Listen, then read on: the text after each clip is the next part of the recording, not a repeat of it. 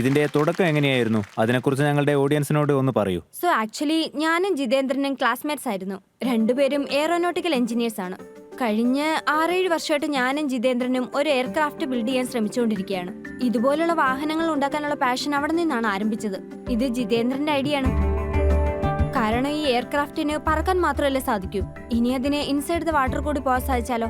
So we thought എന്തുകൊണ്ട് നമുക്കൊരു CBS vehicle നിർമ്മിച്ചുകൂടാ, അപ്പൊ അത് രണ്ടിലും യൂസ് ചെയ്തുകൂടെ. അപ്രതീക്ഷിതമായി ഒരാഴ്ച കഴിഞ്ഞപ്പോ DRDO സയന്റിസ്റ്റ് ഞങ്ങളുടെ കോളേജിലേക്ക് വരികയുണ്ടായി. അവിടെ ഈ സെയിം പ്രശ്നം പറയുണ്ടായി. അവർക്കും പറക്കുന്നത് സബ്മർജ്ഡ് ആയിട്ടുള്ള വെഹിക്കിൾ ആവശ്യമുണ്ടായിരുന്നു.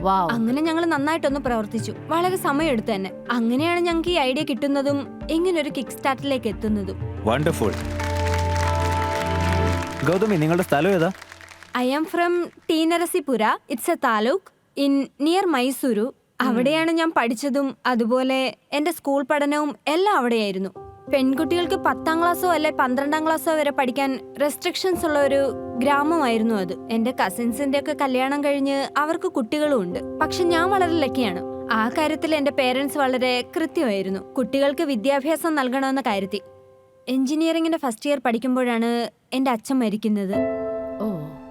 പക്ഷേ എന്റെ അമ്മയായിരുന്നു കുടുംബത്തിന്റെ നെടുന്തൂൺ. അമ്മയ്ക്ക് ഞാൻ ഫിനാൻഷ്യലി ഇൻഡിപെൻഡന്റ് ആകണമായിരുന്നു. അതിനെ ശ്രമിക്കാൻ പറഞ്ഞു. Very nice.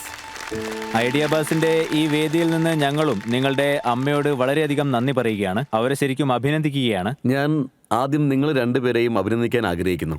ഇത് നമ്മുടെ രാജ്യത്തിന്റെ യുവതലമുറകളുടെ വ്യത്യസ്തമായ ചിന്തയാണ്. അതുപോലെ പലതും ചെയ്ത് കാണിക്കുന്നതിലാണ് മിടുക്ക്. പൊതുവിൽ എനിക്ക് തോന്നുന്നു ആദ്യത്തെ ഒരു ഇംപ്രഷൻ ഒരു F1 വണ്ടിയുടെ റെയർ ഫെയറിംഗ് ആണ്. അണ്ടർ വാട്ടറിൽ വരുന്ന ഏറ്റവും വലിയ ചാലഞ്ച് എന്താണ്? Sir, there are 2 challenges. One is system engineering itself because it has to be light in the air and it has to be heavy underwater. പിന്നീട് വരുന്ന അണ്ടർ വാട്ടറിലെ രണ്ടാമത്തെ പ്രോബ്ലം കമ്മ്യൂണിക്കേഷൻ ആണ്. അണ്ടർ വാട്ടർ പോകുമ്പോൾ നമ്മൾ GPS activate ചെയ്യാൻ ശ്രമിക്കുമ്പോൾ GPS activate ചെയ്യാൻ പറ്റില്ല. പക്ഷേ ഇതൊരു ആംഫിബിയസ് വെഹിക്കിൾ ആണ്. And this is an exo amphibious വെഹിക്കിളിന് ഐഡെക്സ് റിക്വയർമെന്റ് ഉണ്ട്.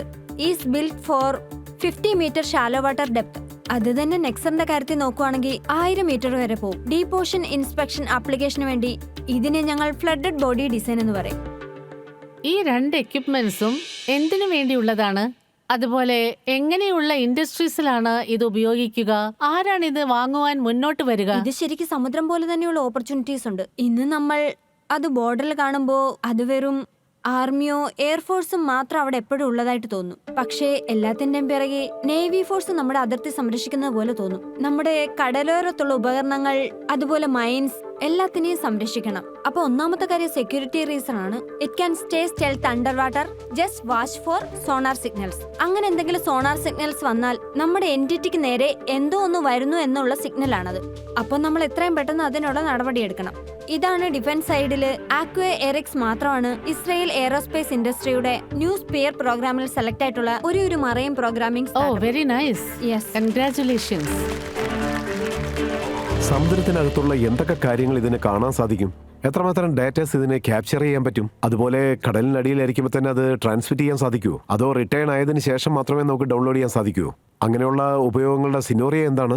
മീൻസ് ഇത് കടലിലേക്കും പോകുന്നു, അവിടുന്ന് എയർബോണും ആകുന്നു അല്ലേ? അപ്പൊ കടലിൽ നിന്ന് തന്നെ എയർബോൺ ആകാൻ സാധിക്കുമോ? യെസ് സർ, ഞങ്ങൾ ഇത് മോഡുലർ പീലോട്ടിന് വേണ്ടിയാണ് ഡിസൈൻ ചെയ്തത്. സോ ഈ അവതാറിൽ നോക്കുകയാണെങ്കിൽ 4 kg പീലോട്ടിന്റെ ഡിസൈൻ ഉണ്ട്. അതുപോലെ നെക്സറിൽ 15 kg പേലോഡ് കപ്പാസിറ്റി ഉണ്ട്. അപ്പോൾ ലോ കോസ്റ്റ് സെൻസേഴ്സ് മുതൽ ഹയസ്റ്റ് സെൻസേഴ്സ് വരെ നോക്കിയാൽ അതിൽ ഏത് പ്ലഗിനും പ്ലേ ചെയ്യാൻ പറ്റും. ഇതിനിപ്പോ എൻവയോൺമെന്റൽ ഡേറ്റ കളക്ട് ചെയ്യാൻ പറ്റും, പിന്നെ സീബെഡ് ക്യാരക്ടറിസ്റ്റിക്സ് കളക്ട് ചെയ്യാൻ പറ്റും, ഇതിന് ഏത് തരത്തിലുള്ള വിഷ്വൽസും കളക്ട് ചെയ്യാൻ പറ്റും, അതുപോലെ സോണാർ ബേസ്ഡ് ഡേറ്റയും. അതുകൊണ്ട് ആ ഡേറ്റയെ റിലേ ചെയ്യുന്നതിന് വേണ്ടി ഇതിന് സർഫേസിലേക്ക് വരണം. നമുക്കതിവിടെ കാണാം. ഇത് സാറ്റലൈറ്റുമായിട്ട് കണക്ട് ആയി സാറ്റലൈറ്റ് വഴി അതിന്റെ എൻ യൂസറിന് അയക്കണം.